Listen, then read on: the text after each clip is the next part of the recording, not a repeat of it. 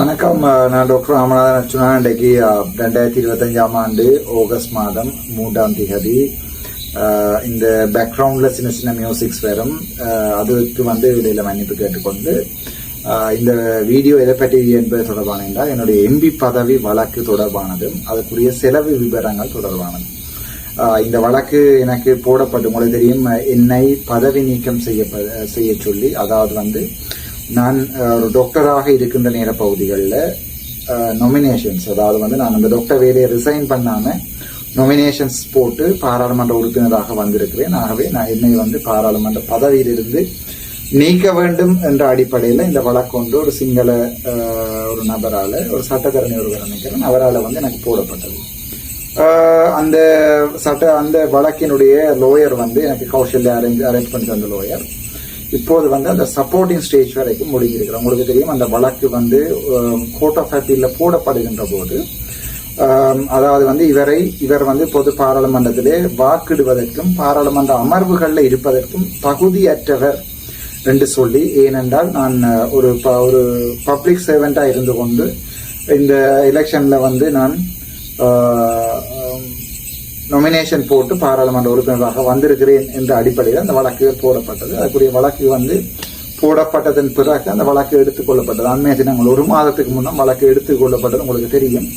எடுத்துக்கொள்ளப்பட்ட போது அந்த வழக்கு தொடுநருடைய விவாதத்திற்காக ஒரு நாள் முழுவதும் 3 மணி மேல் அவருடைய முன்வைப்புகள் சமர்ப்பணமிட்டதுக்கு அதுக்காக போனது. அதற்கு பிறகு அட்டோர்னி ஜெனரல், அதிலே இந்த வழக்கினுடைய எதிர்த்தரப்புதாரிகளாக அட்டர்னி ஜெனரல் 4 அரசாங்க உத்தியோகத்தர்கள் அதுல முன்வைக்கப்பட்டிருக்கிறார்கள். யார் என்றால் எங்களுடைய குஷானி ரோகணதீர, எங்களுடைய பாராளுமன்ற செயலாளர் நாயகம், மாதிரி எங்களுடைய வைத்தியர் டாக்டர் அர்ச்சுன திலகரத்ன, பேராதீன வைத்தியசாலை வைத்தியர். அதே நேரம் எங்களுடைய மினிஸ்ட்ரி ஆஃப் ஹெல்த்தினுடைய முன்னாள் செக்ரட்டரி டிஜி மஹிபாலன். அதே நேரம் நான் நினைக்கிறேன் நட்டவர் யார் என்றால் D G Mahipala, director general health services Asela Gunawardena. இப்படி 4 பேர் அதிலே பேரிடப்பட்டிருக்கிறார்கள். ஸோ பேரிடப்பட்டு அவர்களுக்கு அந்த வழக்கு போட முதலாவது எதிரி நான், மிச்சம் 4 எதிரிகள், மொத்தமாக 5 எதிரிகளுக்கு எதிராக அந்த வழக்கு போடப்பட்டது. உங்களுக்கு தெரியும், அந்த வழக்குல முதல் சமர்ப்பணம் நான் நினைக்கிறேன் 1 மாதத்துக்கு முன்னே நடந்தது. அதுக்கு பிறகு அட்டர்னி ஜெனரலுடைய சமர்ப்பணம் 1 நாள் ஃபுல்லா நடந்தது. அப்புறம் 3வது நாளாக என்னுடைய சட்டத்தரணியுடைய சமர்ப்பணம் நடந்தது. உங்களுக்கு நன்றாகவே தெரியும். ஸோ அந்த நாட்கள் ஒரு கொஞ்சம் பதட்டமான நாட்களாக இருந்தது. ஏனென்றால் அதுல லோயருடைய ஃபீஸ் முதலே கொடுக்க வேணும் என்று சொல்லி கிட்டத்தட்ட இந்த லோயருடைய ஃபீஸ் சொல்வது என்றால் அவருடைய பேரை வெளிப்படுத்தி இருக்கிறார்கள். ஆகவே அவருடைய ஃபீஸை சொல்வது சரியில்லை நினைக்கிறேன். என்றால் அந்த சம்பந்தப்பட்ட லோயருடைய பேரை வெளியால் போட்டுவிட்டார்கள். நான் பார்த்து நான் ஒரு ஊடகம் ஒன்றில் எழுதியிருந்தது. ஆகவே அவருடைய ஃபீஸ் என்ன என்பது தொடர்பாக நான் இதை நேரடியாக சொல்ல முடியாது. ஆனால் ஒரு பெரிய அமௌண்ட் என்று சொல்லுவோமே. ஸோ அந்த அமௌண்ட் என்னுடைய பேசப்பட்டு வெளிநாட்டில இருந்து 1-2 அன்புள்ள சகோதரர்கள் 1-2 பேர் அக்கா மேர அண்ணா மேர அனுப்பித்தான் அவருடைய பேமெண்ட் ஃபுல்லாக கொடுக்கப்பட்டது.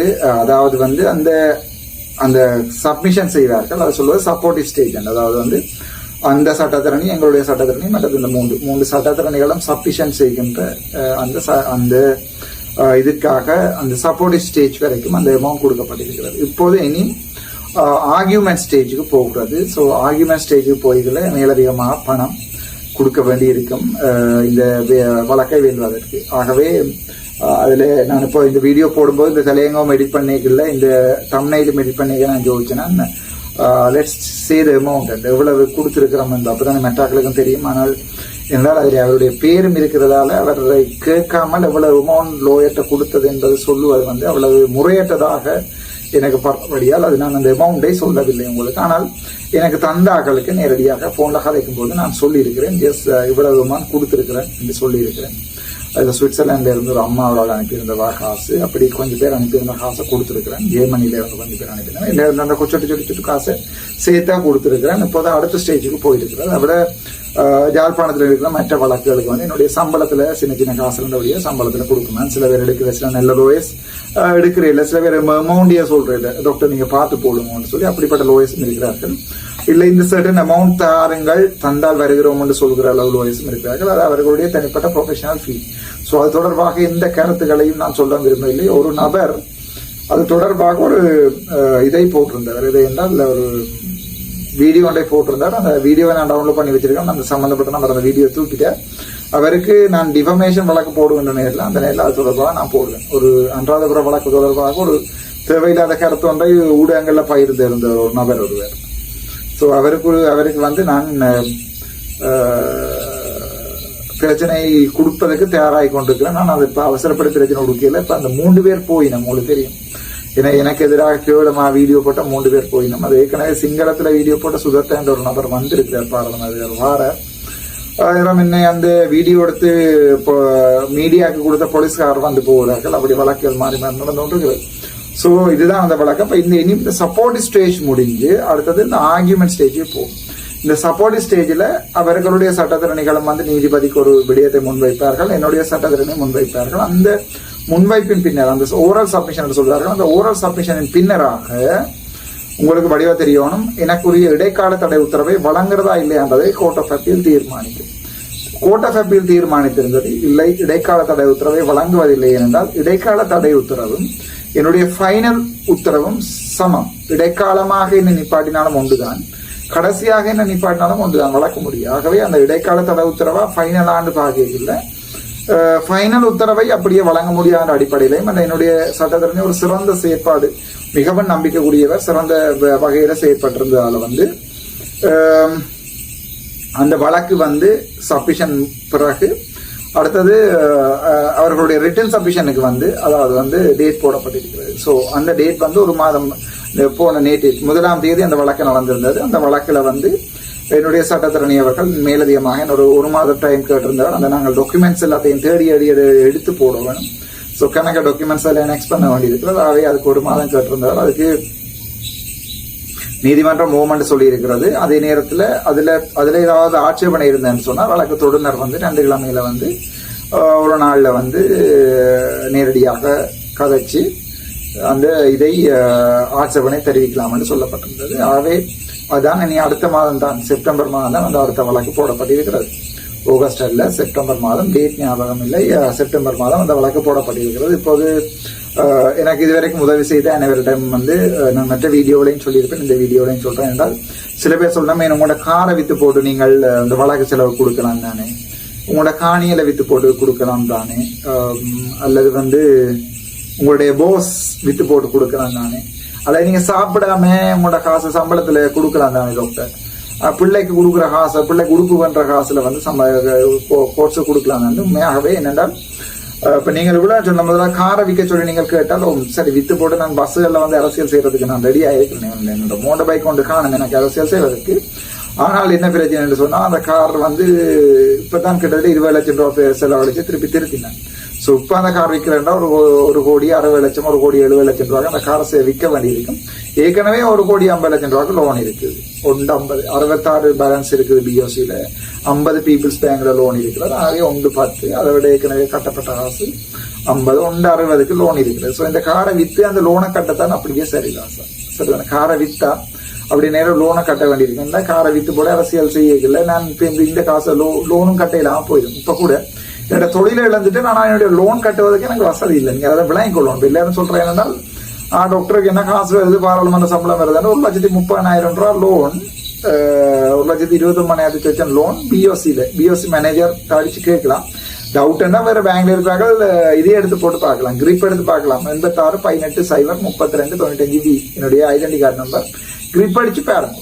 கிரிப் அடிச்சு பார்த்தா தெரியும் உங்களுக்கு எவ்வளவு பேலன்ஸ் இருக்கு. 61 லட்சமோ 62 லட்சம் கிட்ட 3 லட்சம் ரூபாய் கிரெடிட் கார்டு பே பண்ணினா அதோட சேர்த்து அசெட் போடப்பட்டிருந்தது. அதோட பாக்கைகள்ல லயபிலிட்டிஸ் வந்து எனக்கு நினைக்கிறேன் 61, 62 லட்சம், 60 லட்சம். இப்ப மிச்சம் இங்கே 50 லட்சம் லோன் அங்க 10 ஏற்கனவே நிற்கிறது. ஏற்கனவே 50 லட்சம் பே பண்ணி முடிச்சேன். ஸோ அந்த காசையும் எடுத்தா அந்த கார் வித்தா வேற ஒன்றுமே இல்லை. சில பேர் சொன்னா நீ உண்டு பர்சனல்லாம் கதைக்க தவிர நாங்க உனக்கு காசு போடுறோம்னு சொல்லி கால் பண்ணி சொல்லிடணும். ஆனா இது பொதுமக்களை விளங்கணும். இப்படிப்பட்ட ஈனப்பிறப்புகளுக்கு தான் நாங்கள் அரசியல் செய்து கொண்டிருக்கிறோம். இந்த மாதிரியான ஈனப்பிறப்புகள் ஒரு மனச்சாட்சி இருக்கணும். ஒருத்தன் தனக்காண்டி போராடி, ஒரு சமூகத்துக்காண்டி போராடி, ஒரு டாக்டராகி, ஒரு கஷ்டப்பட்டு டாக்டராகி வரன்றது வந்தவனுக்கு தான் அந்த கஷ்டம் தெரியும். கஷ்டப்பட்ட டாக்டராகி வந்து அதுக்கப்புறம் ஒரு ஹாஸ்பிட்டல் டிரெக்டராக எக்ஸாம் பாஸ் பண்ணி இப்போ சிம்பிளாக டிரெக்டராக இருந்துக்கலாம் 4 லட்சம் ரூபா சம்பளத்தோட நான் பேயிங் அலவன்ஸ் கூட நான் ப்ராக்டிஸிங் அலவன்ஸ் தர போறாங்க 1.5 லட்சம் அதோட சேர்த்தால் கிட்டத்தட்ட 4 லட்சம் 5 லட்சம் சேலரி வந்திருக்கும். ஸோ அந்த சேலரியை விட்டு போட்டு ஒருத்தன் பாரம் பண்ணது போய் இங்கேருந்து ஜால் பண்ணது கார் ஓடி கொண்டு இருக்காங்க உங்களுக்கு அப்படியும் இருக்கு. ஒரு மனச்சாட்சி ஒன்றுமே இல்லாத ஒரு சமூகம் எங்கள்ட ஜாழ்ப்பாண சமூகம்ன்றது வந்து அதுல ஒரு சில பேருக்கு வந்து சுத்தமா மனச்சாட்சி என்றதே இல்லை. இதை போட்டும் என்பதற்காக கஷ்டப்பட்டு மனசை உடைக்கலாம் என்றதுக்காண்டி ஏதாவது ஒன்று சொல்லுவார்கள். ஆனால் அதுகளுக்கு உடையிறவன் இல்லை, மக்களுக்கு இது விளங்கி கொள்ளணும் என்றால் அந்த காசை நான் வித்து போட்டா அதுக்கு அடுத்தது என்னோட விற்கக்கூடிய என்னோட சொத்துக்கள் என்னோட இருக்கு. 36 பரப்பு காணி இருக்குது, அதை விட 10 பரப்பு காணி இருக்குது. பெரிய விழால அது 10 பரப்பு காணியும் 15 லட்சம் படிக்கா ஒரு 1.5 கோடிக்கு யார் வேணும்தான் தரலாம். அது மாதிரி 36 பரப்பு காணி இருக்குது, 26 லட்சம் வந்தால் 36 பரப்பு தரலாம். யார் வந்து வேண்ட போறீங்களோ 26 லட்சம் 24 லட்சம் கேட்டும் கொடுக்கல, 26 லட்சம் இப்ப விலை சொல்லி கொண்டிருக்கிறேன். யாராவது இருமினா தரலாம். நான் ஃபேக்டரி ஒன்று கட்ட போறேன், இல்லை யாராவது நான் வேண்ட போறேன், வேண்டி நான் முதல்ல போறேன், நான் ஃபேக்டரி கட்ட போறேன் 36 பரப்பு நாளைக்கு கழுவி தரலாம். 26 லட்சம் ரூபாய் ஷாப்பா நீங்கள் ஒரு பரப்புக்கு 26 லட்சம் தருவீங்கன்னா அதில் வைக்கலாம், ஒரு பிரச்சனையும் இல்லை.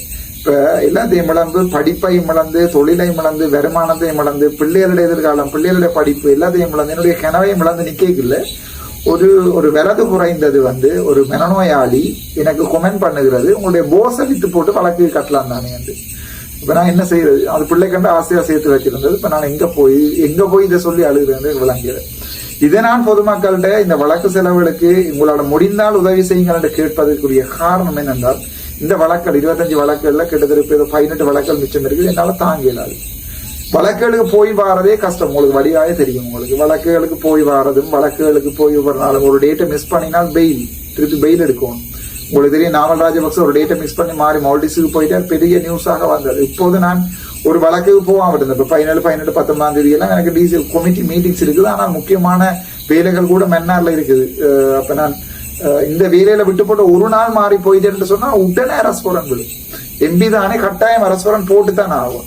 ஸோ அரஸ்வரன் போடப்படுகின்ற சந்தர்ப்பத்துல நான் திருப்பி இன்னொரு நாள் எங்கேயாவது ஒழிச்சு நின்று இரவிரவா ஒழிச்சு நின்று போலீஸ் பிடிக்க முன்னா ஒழிச்சு நின்று அடுத்த நாள் விடிய காலமா போய் நான் சரண்டர் ஆகும். அப்ப ஒரு நாள் பிசாயினாலும் பிரச்சனை. அந்த அளவு ஸ்ட்ரெஸ்ல தான் இப்ப வாழ்ந்து கொண்டிருக்கிறோம். அப்ப 25 வழக்குகளுக்கும் வந்து சில லோயஸ்னர் காசு கேட்கறதில்ல. சில பேர் வந்து எதிர்பார்க்கணும், ஏன்னா வேண்டாம்னு சொன்னாலும் எதிர்பார்க்கணும். அப்ப எல்லாருக்குமே ஒரு சமமான அமௌண்ட் ஒன்று போட்டு கொண்டு தான் போனோம் ஒவ்வொருத்தம். நினைக்கும் மன்னார்ல எனக்காண்டி வாதாட தொடங்கின ஒரு பொம்பளை லோயர், ஆள் பேர் சொல்லல, இந்த வரைக்கும் அந்த அக்கா எனக்கு ஞாபகம் இருக்குது. நான் ஃபர்ஸ்டா மன்னார்ல வந்து இவன் அரவிந்த் எடுத்து போட்ட வீடியோல ஜட்ஜின் வீட்டுக்கு முன்னால நிக்கல, உள்ளுக்குள்ள போய்க்கல, நான் ஜட்ஜிட வீட்டுக்கு கொண்டு போய் ப்ரொடியூஸ் பண்றாங்க. அப்ப ஒரு அக்கா ஒரு ஆள் கேட்ட திறந்தாலும் ஸ்பீடா வரேன் கடத்த கலர் சாரியோட. எனக்கு யாருன்றே தெரியாது. இந்த வரைக்கும் வச்சுதான் காசு வரல. நான் பேர் சொல்லவும் இல்லை, பேர் இல்லை. மன்னார் கோர்ட்ஸ்ல அந்த அந்த அப்படி சனமும் இருக்குது. இதோட நான் கொடுக்க வேண்டவே இல்லை. அதுல மன்னார் கோர்ட்ஸ்ல வந்து பெரும்பாலான ஆட்கள் 100க்கு 99% 98% நான் இப்பதான் ஒரு சொட்டு அண்ணன் நீங்கள் வந்து போற செலவுக்கு அதை வச்சு கொள்ளுங்க கொடுக்கல 2 பேர் வேண்டி நம்ம எழுதிய இந்த வரைக்கும் ஒரு 1% கூட அந்த வழக்குகளுக்கு வேண்டியது மனச்சாட்சியில இருந்து வந்தது. அவன் யாழ்ப்பாணத்துல அடிபட்டவன் மன்னார்ல வந்து அடிபடைக்க இங்கண்ட ஊர்ல வந்து எங்களுடைய சனத்துக்காக அண்மையில பார்த்தா சிந்துஜானுடைய அந்த கொலை வழக்கு தொடர்பாக அரசியலுக்கு பாவிச்சுட்டு போயிட்டு நம்ம வந்து ஒரு ஆள் எழுதியிருக்கிறார். அவர் வந்து சைக்கிள் கட்சி எழுதியிருக்கார். அது எங்களோட தாலிமா வந்து ஷேர் பண்ணியிருக்கிறார். தாலிமா யாருன்னு கேட்டா அந்த செத்த பிள்ளையனுடைய மாமா அவர் ஷேர் பண்ணியிருக்கிறார். தம்பி உங்களுக்கான தான் இந்த ஜெயிலுக்குலையும் போய் 5 நாள் இருந்த நாங்கள். அதுக்கப்புறம் இப்ப வழக்கு நடந்து கொண்டு கேட்கல. நீங்கள் என்னத்தை எதிர்பார்க்குறீங்கன்னு எனக்கு தெரியாது. உங்களை பொறுத்த வரைக்கும் அந்த பிள்ளைக்கு ஏதாவது செய்வோம் பண்றதுக்காண்டி ஊர் முழுக்க காசு எடுத்து கொண்டு பிள்ளைக்கு தருவோம் பண்ணி எதிர்பார்க்குறீங்களோ எனக்கு தெரியாது.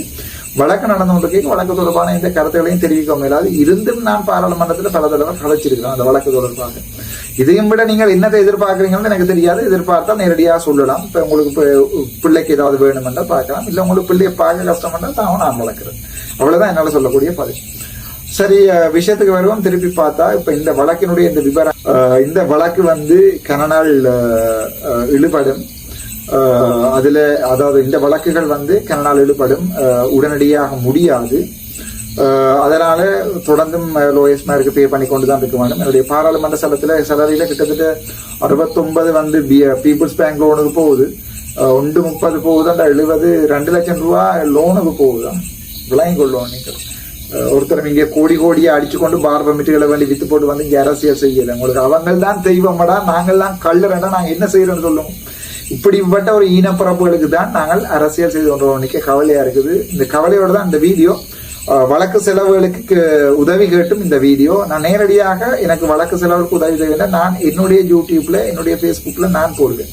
நான் யார்கிட்டையும் சொல்லவில்லை. என்னோட 2 டாக்டர் நீங்கள் வெளியால கதைக்காயங்கோ டாக்டர் என்னோட சேர்ந்து தான் படம் எடுத்தவர் கனவே உங்கள்ட்ட அப்படி வந்திருப்பினா கேட்டாக்கோட படத்தோட சேர்த்து பேஸ்புக்ல போடுங்க. எனக்கு தயவு செய்து போஸ்டா போடுங்க. இப்படி வந்து காசு கேட்டால் கனவே ரெண்டும் சேர்ந்து படம் எடுத்து போட்டு போய் வெளிநாடுகளில் காட்டி காசு வேண்ட மாதிரி எல்லாம் சொல்றாங்க. உண்மை போய் தெரியாது. நீங்கள் அது நீங்க சேர்க்கிற காசு நீங்கள் செய்கிற பிள்ளைகள் உங்களை தான் தீரும். நான் எனக்கு உதவி தேவையான இப்போ வழக்கு உதவி தேவைன்றது தான் இந்த வீடியோ போட்டுக்கிறேன். எனக்கு எதுவும் உதவி தேவைன்றால் நான் நேரடியாக யாரையாவது கேட்பேன். வழக்குக்கு உதவி செய்ய முடிந்தால் உதவி செய்யுங்க. ஆகவே இதுதான் அந்த வழக்கு செலவு விவரங்களும் இதுதான். அடுத்தடுத்த வழக்கு விவரங்கள் தான். வழக்குகள் கொஞ்சம் கொஞ்சம் குறைஞ்சிட்டு போய்க்கல எனக்கு தேவையில்லை. பட் இப்போ ஒரு அவசரம் வந்தது. அண்மையில லோயர் கால் பண்ணி சொன்னா டாக்டர் திருப்பி வாங்க திருப்பி டிஸ்கஸ் பண்ணுவோம். டிஸ்கஸ் பண்ண இல்லை. திருப்பி எவ்வளவு பேமெண்ட் சொல்லுவதுக்கு தான் கேட்டு நெஞ்செல்லாம் அடிக்கிறது தெரியாது. பட் அந்த பேமெண்ட் வெளியால சொல்ல முடியாது. யாராவது விரும்பினால் என்னுடைய பழைய பிஎஸ்சி அக்கௌண்ட் உங்களுக்கு ஞாபகம் இருக்கும். அந்த பர்டிகுலர் ஸ்கிரீன்ஷாட்டோட உள்ளது. அதுக்கு நீங்கள் ஏதாவது பே பண்ண விரும்பினால் பே பண்ணலாம். பே பண்ணி போட்டு எனக்கு வாட்ஸ்அப் பண்ணுங்க. மற்ற நான் இன்னொரு விடயத்தையும் சொல்லுவோம் என்னென்றால் எனக்கு உதவி செய்த எத்தனையோ பேர் வந்து யாழ்ப்பாணத்துக்கு வந்து இப்போ இலங்கைக்கு வந்து நான் மீட் பண்ணணும்னு சொல்லி எனக்கு கோல் எடுத்திருப்பீங்க. நான் பெரும்பாலும் சில நேரத்தை மிஸ் பண்ணியிருப்பேன். என்றால் எனக்கு வர நார்மல் கோல்ஸ்கள்ல இருந்து நீங்கள் மெசேஜ் போட்டால் பார்க்கறது கூடிய டைம் கூட இருக்கிறதுக்கு இந்த வாட்ஸ்அப் ஃபுல் ஆகவே. இப்போ ஒரு விஷயம் என்னென்றால் எனக்கு முக்கியமான ஆட்கள் ஒவ்வொருத்தருக்காக ஒரு பர்சனல் நம்பர் உண்டு. நான் கால் பண்ணியே தந்து கொண்டிருக்கிறேன். பர்சனல் நம்பர் உண்டு தந்து கொண்டிருக்கேன். நீங்கள் அந்த பர்சனல் நம்பருக்கு வாட்ஸ்அப் பண்ணி கால் பண்ணலாம். அந்த பர்சனல் நம்பர் உங்களுக்கு நான் ஒவ்வொரு தந்து விட்டுருக்கேன். அது வெளியால போகாது அந்த நம்பருக்கு. அந்த பர்சனல் நம்பருக்கு அது ஃபாரின்ல இருக்கிறவங்களுக்கு மட்டும்தான். வாட்ஸ்அப் மட்டும்தான். அது நார்மல் கால் ஆன்சர் பண்ண மாட்டேன். வாட்ஸ்அப் மட்டும்தான் அந்த நம்பர் தருகிறேன். அந்த நம்பரை சற்று நீங்கள் நார்மல் கால் எடுக்காமல் ஃபாரின்ல இருக்கிற ஆட்களுக்கு மட்டும்தான் அது நம்பர். 2வது விடயம் என்றால் கன பேர் இப்ப கொழும்புல இருந்து கால் பண்ணின்னு சொல்லி டாக்டர் நான் வந்து நிக்கிறேன் பார்க்க போக மாட்டேன். உங்களை இன்வைட் பண்ணி காட்டுவதற்கு எனக்கு ஒரு நீட்டான இடமும் இல்லை. நான் இருக்கிற குவார்டர்ஸும் அப்படி இருக்கிற வீடும் அப்படி. ஸோ உங்களை பெஸ்ட் இன்வைட் பண்ணக்கூடிய இடம் வந்து பாராளுமன்றம் அல்லது என்னுடைய ஆபீஸ் மல்லாதுல. ஆபீஸ்ல மந்த் எண்டில் வந்து மல்லாதுல நான் நிற்பேன். மற்ற நாட்கள்ல வந்து இங்க பாராளுமன்றத்துல நிற்பேன் அல்லது கொழும்புல நிற்பேன். ஸோ நான் உங்களுக்கு ஆன்சர் பண்ணல என்றால் கால் பண்ணல வாட்ஸ்அப்ல மெசேஜ் போட்டு காட்டி என்னுடைய இமெயில் அட்ரஸ் இருக்கிறது DRARJUNAA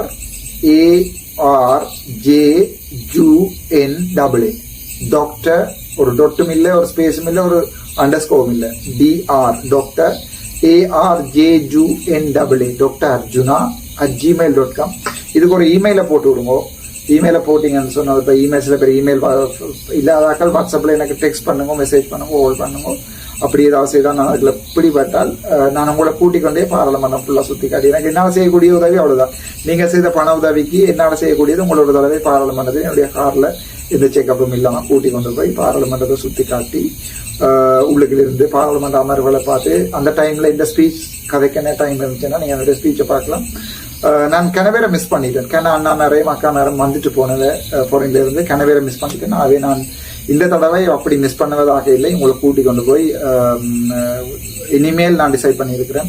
எனக்கு உதவி செய்தார்கள் யாழ்ப்பாணத்தில் இருக்கிறார்களான்னு சரி ஃபாரின்ல இருக்கிறான்னு சரி யாராவது பாராளுமன்றம் பார்க்க விரும்பினால் தாராளமாக வரலாம். ஒரு விடயம். 2வது எங்களுடைய பாடசாலை மாணவர்களை வந்து பாராளுமன்றம் கூட்டிக் கொண்டு வரோம் எதிர்பார்க்கிறேன்.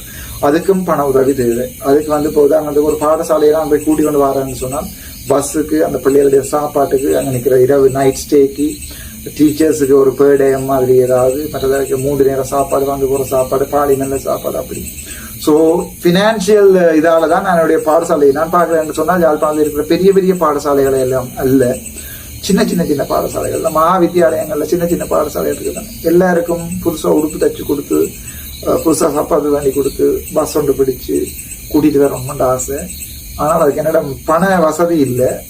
யாராவது உங்களுடைய ஸ்கூல் நீங்க படித்த ஸ்கூல் பிள்ளைகளை கூட்டிடணும்னு எனக்கு சொன்னால் என்னோட நேரடியாகவே நீங்க போய் ஸ்கூலுக்கு அனுப்பி டீச்சருக்கு அனுப்பி டீச்சர் காசு வேண்டி டீச்சர் காசு சேர்த்து எந்த வேலையிலையும் பண்ண வேண்டாம். எந்த டீச்சரும் எந்த பாடசாலை அதிபரும் டாக்டர் வந்து பாராளுமன்றம் கூட்டிட்டு போறாரு காசு சேர்க்க இல்லாது எந்த அனுமதியும் இல்லை.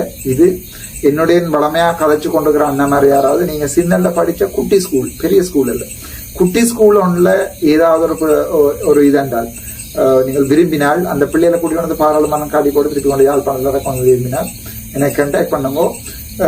எக்ஸாக்டா எவ்வளவு முடியுதோ அந்த அமௌண்ட்டை மட்டும் உங்கள்ட்ட இருந்து வேண்டி அவைக்கு ஸ்பெண்ட் பண்றேன். உதாரணத்துக்கு நீங்கள் அட்வான்ஸாக ஒரு 1 லேக் தந்திருந்தால் அதோட என்னோட இருக்கிற காசை போட்டு ஸ்பெண்ட் பண்ணிட்டு ஃபுல் பில்லையும் உங்களுக்கு தாரேன் அண்ணா இவ்வளவு போயிருக்கு 1,75,000 ரூபாய் போயிருக்கு ஒரு 75,000 டியூ வந்து உங்களுக்கு தாரேன் நீங்கள் அதை பே பண்ணுவீங்கன்னு எனக்கு ஒரு நம்பிக்கை இருக்கிறது. என்னுடைய ஸ்கூல் பிள்ளைகளை கூட்டிட்டு வரணும்னு ஆசைப்படுறேன். நினைக்கிறேன் அதுக்கு நீங்கள் உதவி செய்வீங்க. 2வது என்னுடைய வழக்குகள் சம்பந்தமான விடயம் அது. 3வது நான் யோசிச்சேன்னா இந்த யூடியூப்ல வந்து ஒரு நாளைக்கு ஒரு 2-3 வீடியோஸ் போட்டு ஒரு கொஞ்சம் நீங்க ஷேர் பண்ணீங்கன்னு சொன்னால் அல்லது இது சப்ஸ்கிரைப் பண்ணீங்கன்னு சொன்னால் கொஞ்சம் காசு வரும். அதில் ஒரு கொஞ்சம் காசு சேர்த்து இந்த லோனை ஃபர்ஸ்டா கட்டி முடிப்போம்னு யோசிக்கிறேன். ஸோ உங்களால் முடியுமென்றால் இந்த வீடியோ சப்ஸ்கிரைப் பண்ணுங்க. 7 மண்டால் விருப்பம் என்றால் ஃபேஸ்புக்கில் ஷேர் பண்ணுங்க. நன்றி, வணக்கம். டாக்டர் ராமநாதன்.